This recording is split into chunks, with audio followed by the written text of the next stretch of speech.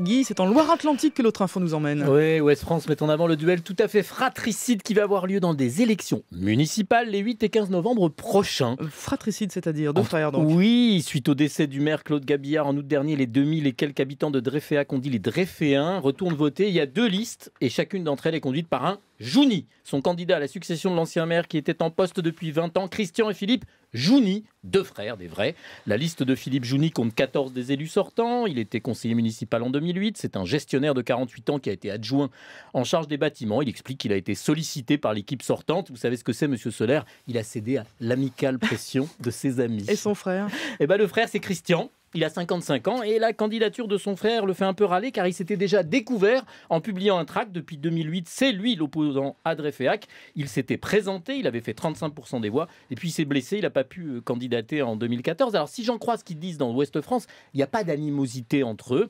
Christian a appelé son frère lorsqu'il a appris qu'il conduisait la liste pour lui dire que ça ne devait pas entacher leur relation familiale. Philippe, lui, il a qu'une trouille, c'est assez drôle. Il a peur qu'on les confonde au moment de choisir le bulletin de vote. Pourtant, je peux montrer la photo, ils ne se ressemblent pas tant que ça. Voilà, vous voyez, c'est pas bon.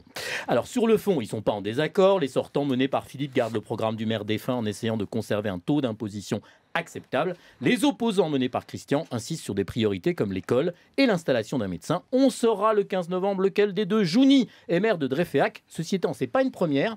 En 2014, au municipal à Noyon, Patrick de Guise, le maire PS sortant, avait battu son frère aîné Gérard de Guise, qui était conseiller municipal UMP. Alors Thierry Solaire, vous, l'organisateur de la primaire des Républicains, ça me fait forcément penser à vous, parce que comment allez-vous faire, vous en parliez avec Fabienne Sintès à l'instant, pour que les frères et les sœurs ennemis des Républicains, je ne fais pas la liste, mais il y en a déjà 413, pour que ces frères et ces sœurs ennemis ne se finissent pas à coups de mocassins à gland?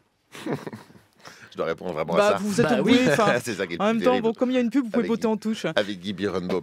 Mais écoutez, la primaire, c'est nouveau, c'est moderne, ça va permettre d'avoir un seul candidat à la fin, et ça va être un beau débat démocratique. À Ça coups durera... de mocassins à gland. Mais non, à coup de débat d'idées. Voilà, vous nous montrerez vos chaussures avant de partir quand Oh, même. mais Merci. il a des mocassins à gland. Merci beaucoup, Thierry Solaire.